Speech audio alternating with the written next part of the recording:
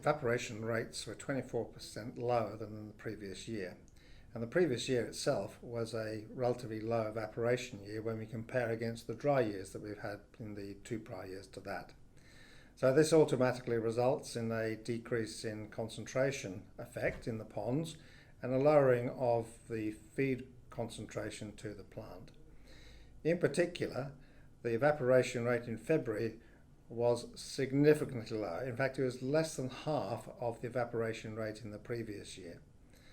So that was resulted in the concentration at the end of February being lower than expected, and then the concentration, even with increased evaporation rates in March, being lower than expected at the end of March. And then that carries us forward into this quarter with a lower starting position and lower concentrations.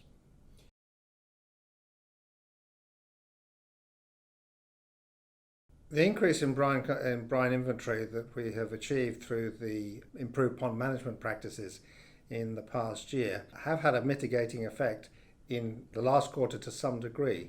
But more importantly, they set us up for strong production going through the winter time, and that's where their greatest area of mitigation is.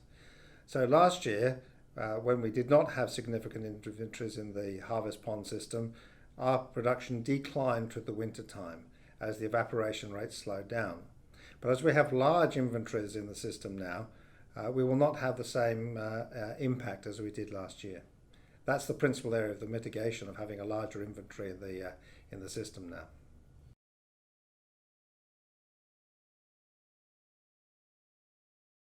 As I just mentioned, we expect to have strong production as we go through the winter time. It will not be as strong as we were expecting because of the impacts of what we've seen, but we will have strong production going through the next 2 quarters as opposed to the declines that we had last year.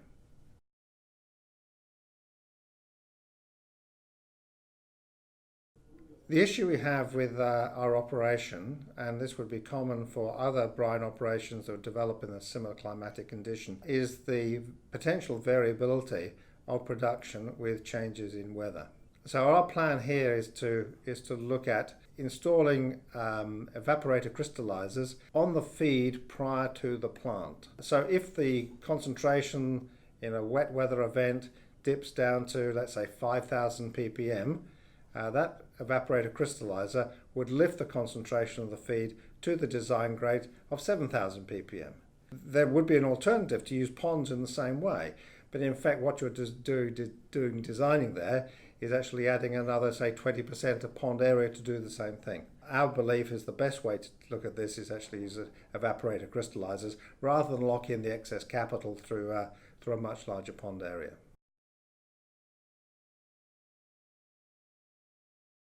We had a strong performance in the other aspects of our business. We received over $13,500 a tonne for our product, which is a record, and we also had record revenues of $41 million US. And we're expecting improvements in pricing as we go into this next quarter as well, and as we mentioned before, a significant step up in production as well compared to last quarter.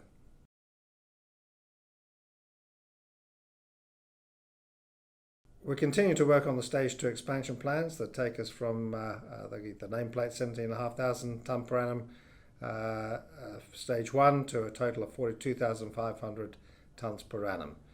We're fully funded for that after our capital raising in January, and all the approvals are in place. So at the moment we're conducting the detailed engineering with GHD. In terms of the lithium hydroxide plant, we're working with our partners in Japan on that. The process for the grant, the subsidy, is almost complete. The final investment decision on both of these projects is still expected mid-year.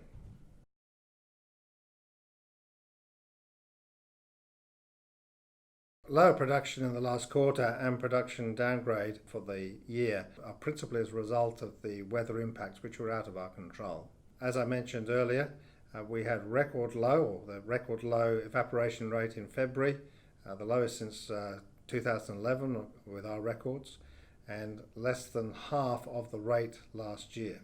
And we just did not get the pickup in concentrations through March, even though the concentrations were rising, that were expected. And cloudy conditions continued more than normal through the period. The cloud is what affects solar radiation. It is solar radiation that is the principal driver of the evaporation. If we look at last year, the principal reason we had troubles was because of mismanagement of the pond system. These were things that were in our control, and we just didn't do very well. Since that learning, we've done, I think, very well in terms of the way we've managed our ponds, to the extent of calling it best practice. So pond systems, all the pumping systems have been put in place. The way we monitor the performance is in detail and under constant review. And the day-to-day movements that are necessary to achieve the schedule are achieved. So from an operational management point of view, I think we can tick the box of having developed the management systems that are necessary to sustain that part of the business.